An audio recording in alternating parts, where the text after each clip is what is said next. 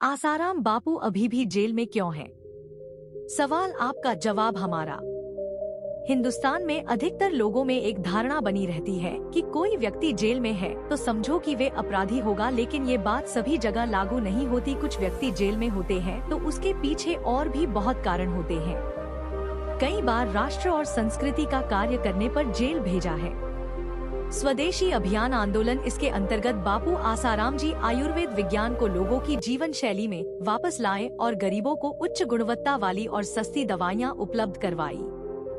50 से भी ज्यादा सनातन धर्म शैली के गुरुकुलों की शुरुआत की, जिससे छोटी उम्र में ही बच्चे वैदिक संस्कृति से जुड़ने लगे। इनके गुरुकुल इतने लोकप्रिय हो गए हैं कि सभी स्थानीय कॉन्वेंट स्कूलों में प्रवेश में गिरावट आने लगी। 10,000 से ज्यादा गायों को कत्लखाने जाने से बचाकर स्वनिर्भर गौशालाओं की शुरुआत की, जो बिना किसी बाहरी दान के चलाई जाती है, जहां गौ सेवा अंतर्राष्ट्रीय मानकों पर की जा रही है। इनके गौमूत्र से बने अर्क, गौवटी और गोधूप इतने लोकप्रिय हो गए हैं कि अन्य बाहरी स्रोतों पर निर्भर रहने की आवश्यकता नहीं पड़ी और इससे 100 से ज्यादा अलग अलग जगहों पर आदिवासी परिवारों को रोजगार मिलने लगा। जो लोग उनके सत्संग को सुनते और उनके संपर्क में आने लगे, वे गर्व से कहने लगे कि हिंदू होने पर वे अपने आप को बहुत भाग्यशाली मानते हैं। बापू आसाराम जी ने कई संस्थाओं के मार्गदर्शक बनकर उन्हें भी प्रेरित किया और खुद भी जनजातीय क्षेत्र में बहुत से सेवा और रोजगार के अवसरों का नेतृत्व किया और सनातन धर्म के मार्ग को खोने वाले लाखों धर्मांतरित हिंदुओं की घर वापसी करवाई। बापू आसाराम जी के प्रत्येक आश्रम, 450 आश्रम, को एक आत्मनिर्भर इकाई के रूप में बनाया गया ताकि उन्हें किसी के सामने धनराशि के लिए प्रार्थना न करनी पड़े और वे आसानी से व्यसन मुक्ति अभियान, मातृपितृ पूजन दिवस, संस्कार सिंचन अभियान, वैदिक मंत्र विज्ञान प्रचार, संस्कृति रक्षक सम्मेलन, संकीर्तन यात्राएं और सत्संग जैसे सेवा कार्यों द्वारा समाज में जागृति लाए। किसी भी देश की रीढ़ की हड्डी युवा होते हैं।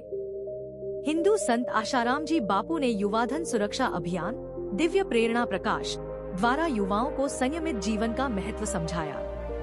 आज बापू आसाराम जी के कारण आधुनिक अश्लीलता भरे वातावरण में भी करोड़ों युवा ब्रह्मचर्य का महत्व समझ रहे हैं और अपनी प्राचीन विरासत पर गर्व करने लगे हैं। बापू आसाराम जी ने देश विदेश में 17,000 से भी अधिक बाल संस्कार केंद्र शुरू करवाए, जहां बच्चों को अपने माता पिता का आदर करना, स्मृति क्षमता में वृद्धि और अपने जीवन को कैसे ऊर्जावान बनाया जाए, ये शिक्षा दी जाने लगी। उद्यम, साहस, धैर्य, बुद्धि, शक्ति, पराक्रम जैसे सद्गुणों से बच्चे विद्यार्थी जीवन से ही उन्नत, विचारवान और संस्कृति प्रेमी बनने लगे।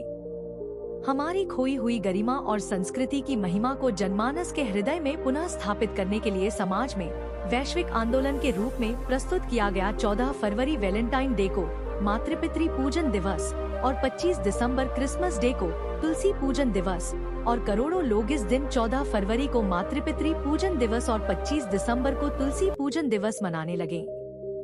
इन सभी गतिविधियों को आम व्यक्ति या व्यक्तियों के समूह द्वारा शुरू नहीं किया जा सकता है। यह केवल किसी महापुरुष द्वारा किया जा सकता है जो आत्मनिर्भर और दिव्य हैं। ऐसे संतों से लाभान्वित होना न होना ये समाज पर निर्भर करता है।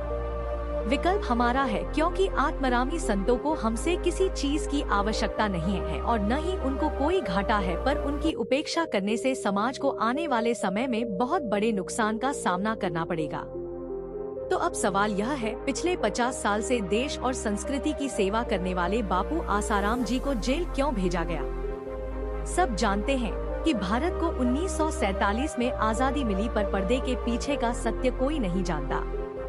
केजीबी जासूस के मुताबिक अंतर्राष्ट्रीय मिशनरियों के पास भारत की संस्कृति को ध्वस्त करने का लक्ष्य है।